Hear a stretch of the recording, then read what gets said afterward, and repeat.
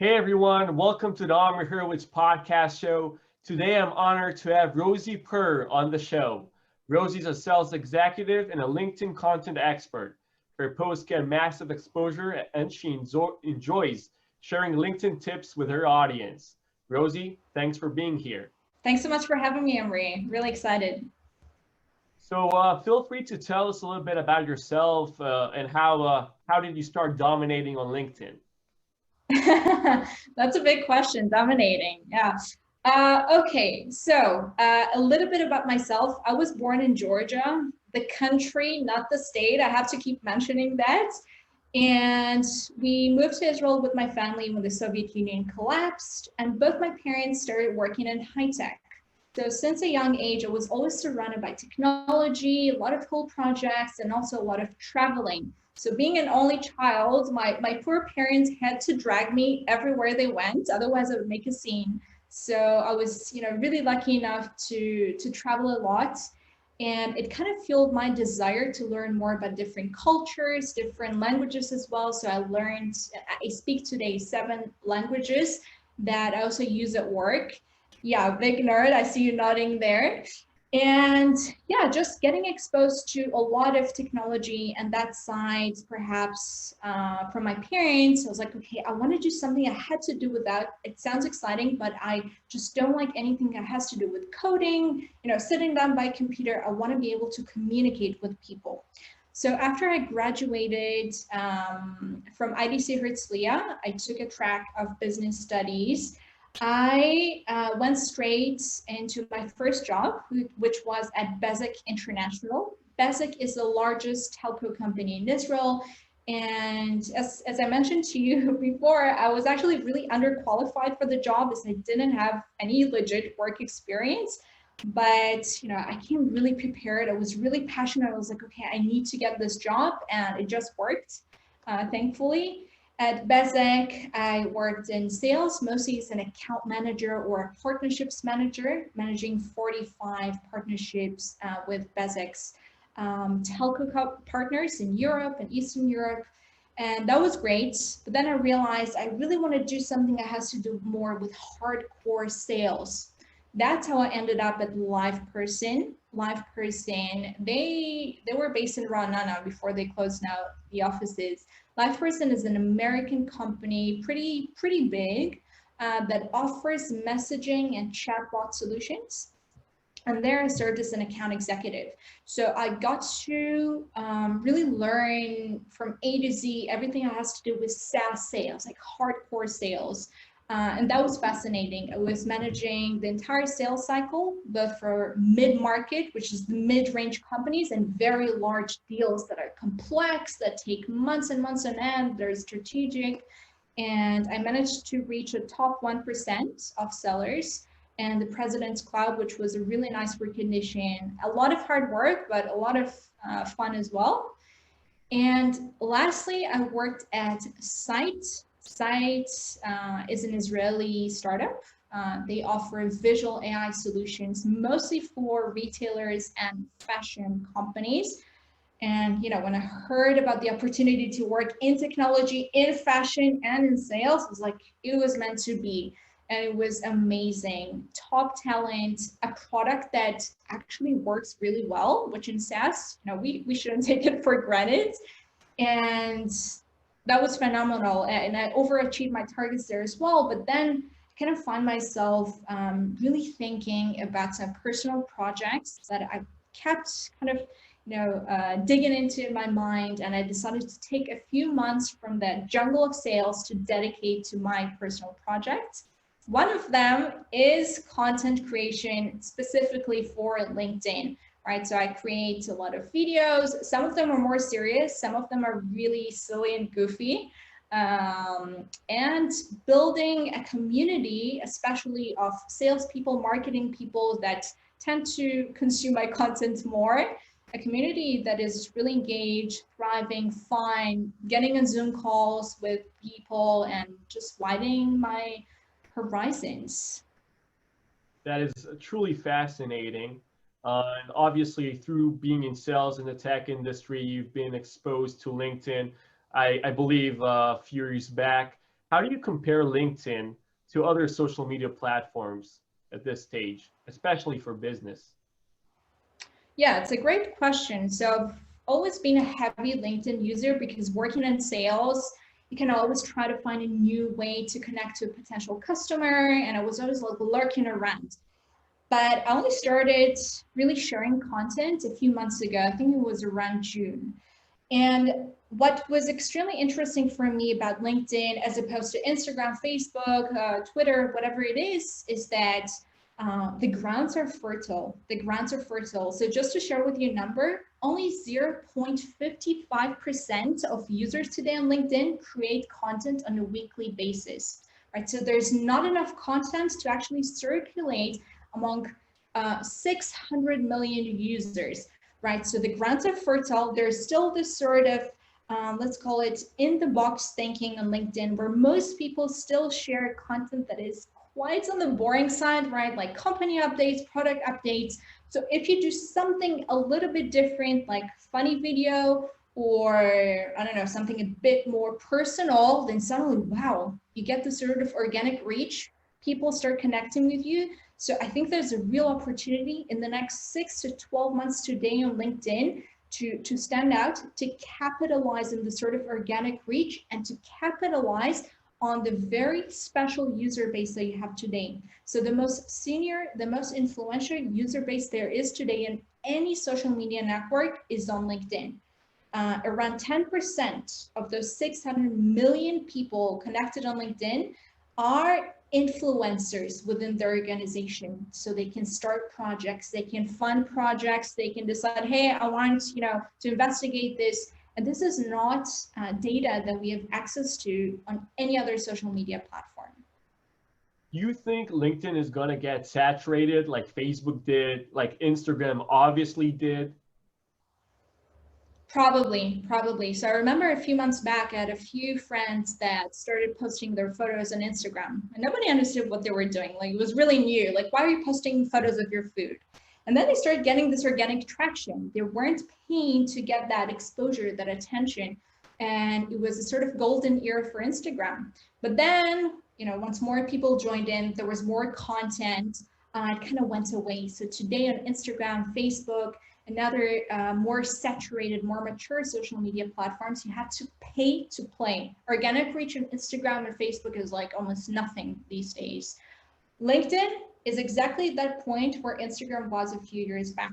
So we have that opening now where suddenly this network is starting to come alive, especially post-COVID. People are connecting, people are consuming more content, but it's not there yet. There are not enough content creators. So it's a window of opportunities, and I welcome anyone, for whom it would make sense to join the party right now. Do you think it is a good idea for companies to make their employees post daily on LinkedIn as a strategy? Definitely. And I'll share with you a company that's called Gravy. I kept seeing content from different employees, whether it's the office manager, their CEO, their CMO, or their SDRs. I kept seeing their content, and I was like, in my mind, I thought, oh my God, they must be huge. I see them everywhere, organically. And then I looked them up, and they are a startup of 46 people based in Georgia. Okay. So this sort of attention, the sort of reach you can get, the exposure just from enabling your employees to post, yes, on a daily basis on LinkedIn is crazy right now. Gong are doing this as well. They're actually enabling and incentivizing their employees to post, whether you're a CEO, by the way, or a junior SDR that just joined the company. They kind of give you the tools to go out there and not only help propel their business, but help propel your personal brand as well that will serve you for good. So I want to talk a little bit about that. So as an individual, how do you differentiate your personal brand from the company's brand while making content? Because obviously some of the content is going to reflect on the company, which can lead to more revenue, more sales, and some content is more personal brand, more personal interest. So how would you advise people to differentiate the both? That's a great question. And I think we're in the midst of figuring out the balance on LinkedIn, meaning the balance between this fine, more entertaining content and insightful professional content. So before everything happened with COVID and LinkedIn was mostly a place to put your CV and like look for a job, before that, you mostly saw very dry professional content. But today this changed. A lot of people started sharing their personal stories, and it's becoming a little bit more like Facebook, but not entirely Facebook. There's going to be a sort of mesh between these two worlds. Now, what I would recommend for anyone starting to post, whether it's on behalf of a company or on behalf of themselves, is to have two types of categories of content. The first one is professional, okay? And by professional, I don't mean by, I don't refer to this dry, our product is amazing, oh my God, you have to come and buy from us, like shiny, shiny advertising. Advertising just kills your content and your reach. No, I mean actual insights that I can't just Google. Something that would really make my day as your potential customer easier, something I should be aware of. So if you're able to kind of keep posting valuable content like that, fresh content, that's great. So this will tie into what your company does, how it can help. This is the more professional side.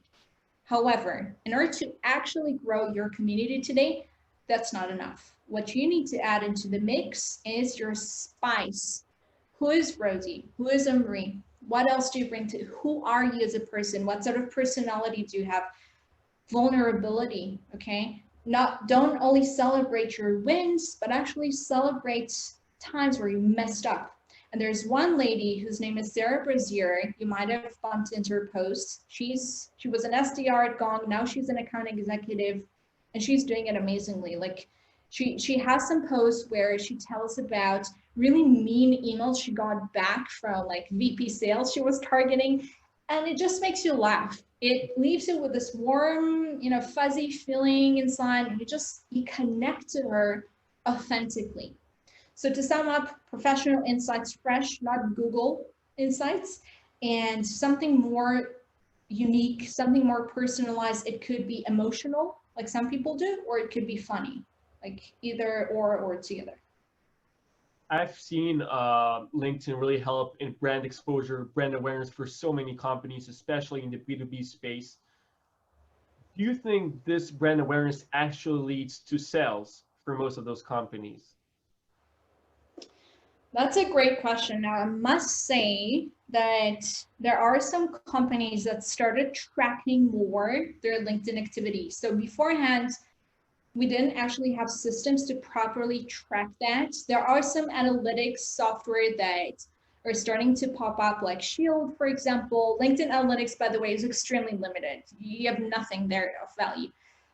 However, I can share from my experience that just from the last few months of posting regularly, I managed to get my views of my profile to around 6,200 views. Now, if I was actually selling products and I had a funnel that would perhaps optimize my profile, then I would imagine that some of those views would be translated into sales. But I can share from my colleagues from the industry, from other content creators, that they are seeing great results, whether it's selling their courses, whether it's their SaaS products. I mean, it's no different really than any other funnel. It's just a social funnel that I think is even more disruptive because you can be a lot more targeted, you can get a lot more personalized, and you can build a community. You don't build a community run emails, you build a community on social today. How was doing outreach back in the day where you were, sales executive for Site and other companies? I guess some of your strategies was obviously doing outreach, maybe through LinkedIn. And if it was through LinkedIn, how was the conversion rates on those kind of stuff? Oh my goodness. So this is embarrassing, actually. When I was prospecting on LinkedIn, I didn't get, I would say, maybe proper training, or I was kind of doing what everyone else was doing in the beginning, and I was really without any shame. I would connect with people and then immediately drop a hi and word vomit, everything around my products, like literally a whole paragraph. Now, looking back, this is shameful. Now, this may have been kind of acceptable a few years back, perhaps around 2-3 years back, and conversion rates were higher than cold emailing. Yes, they were higher than cold emailing. However, today, the situation has changed a lot. Actually, I've heard that LinkedIn are even going to make it more difficult to cold pitch someone. They're going to be more blocking and filtering options. So today, this is socially unacceptable anymore on LinkedIn. It's annoying. And I think we should avoid that at any cost as salespeople, as whatever it is. We should treat LinkedIn more of a social environment rather than cold calling or cold emailing kind of settings. As LinkedIn right now is a heavy B2B platform, when do you think B2C companies are going to start sneaking in?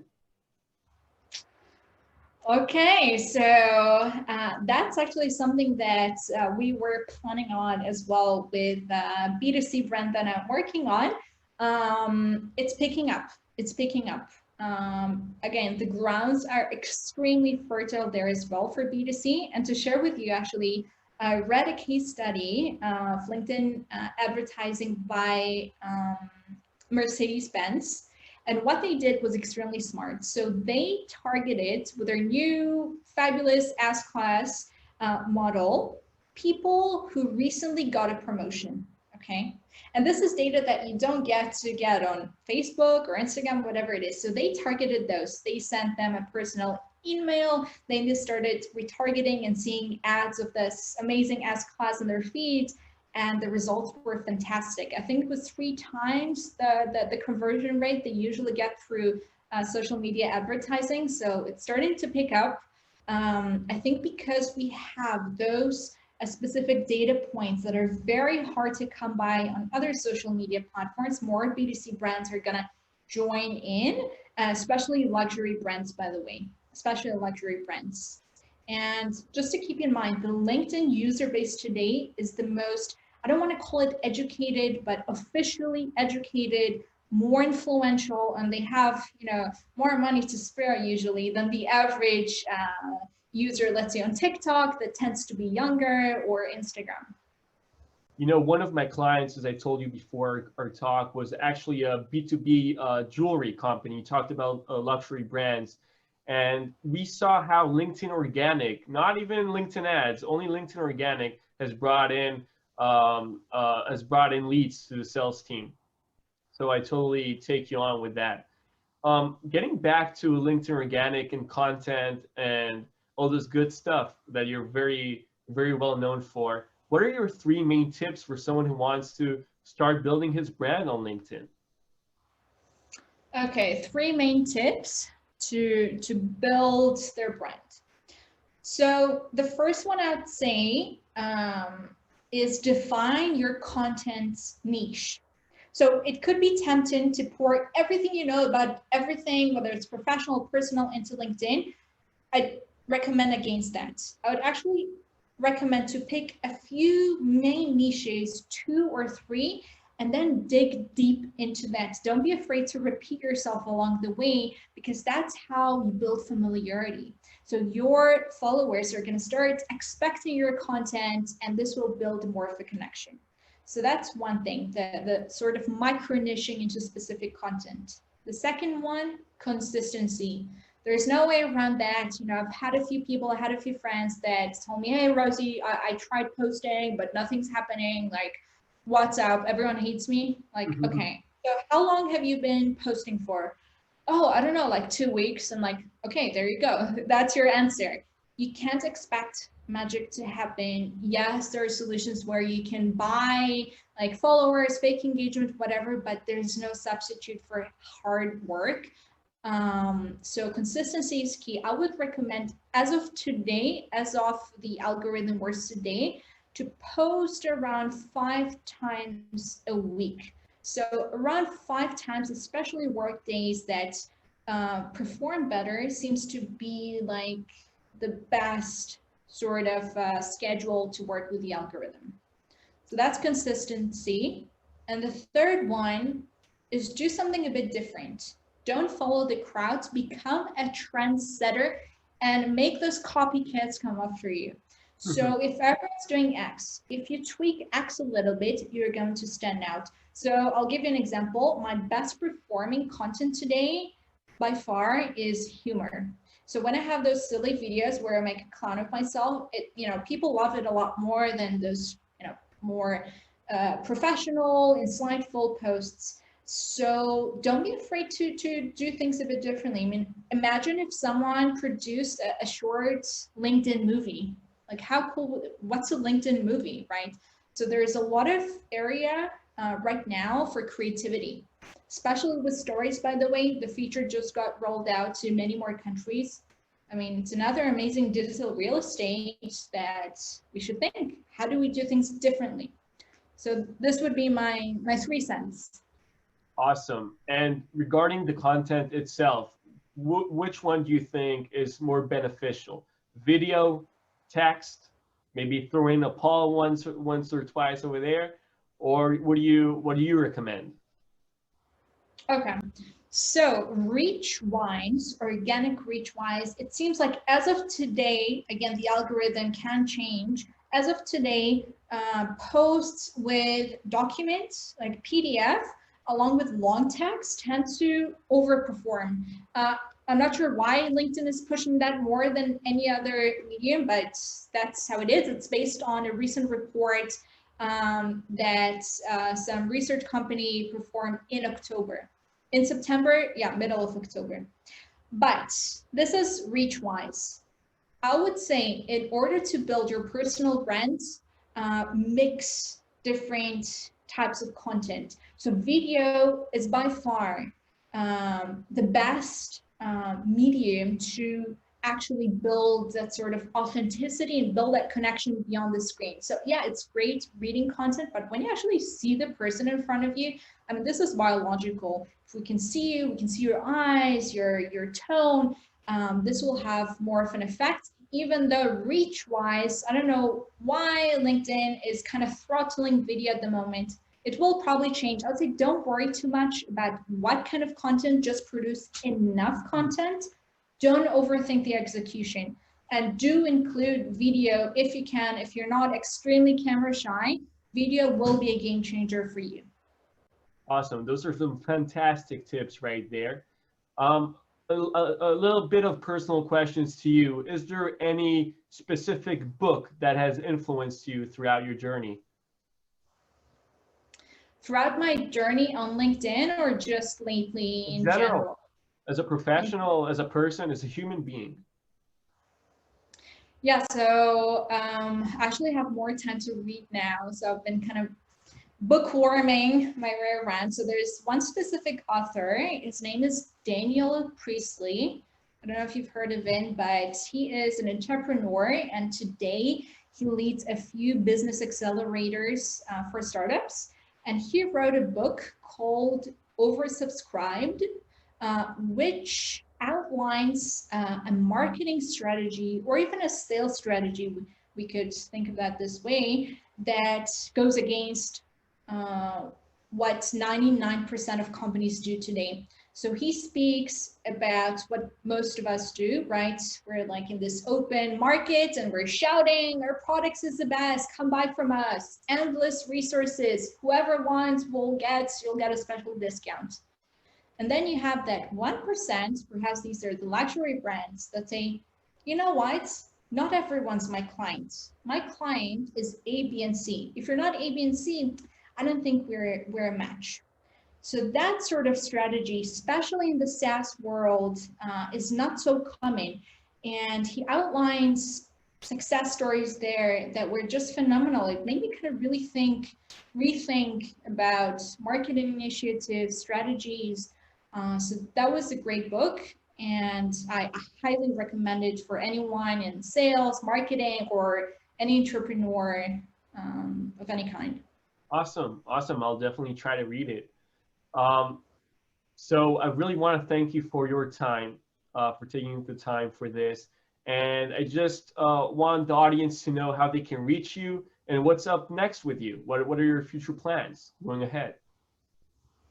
Yeah, so you guys can reach me on LinkedIn. Obviously, it's Rosie Purr. TikTok as well, I'm quite active there. Instagram, Facebook, happy to connect anywhere. And what's next? I will be launching a video on demand course around content on LinkedIn that really goes deep into equipping my students with tools to build an efficient content machine that doesn't consume too much of their time. And yeah, I'll keep you guys posted with that. And I do share a lot of free content, videos, whatever it is. So feel free to follow, feel free to drop me a hi. I'm always happy to connect with interesting people. Awesome, Rosie. Thanks a lot and have an awesome day. Thanks so much, Omri. This was a big pleasure.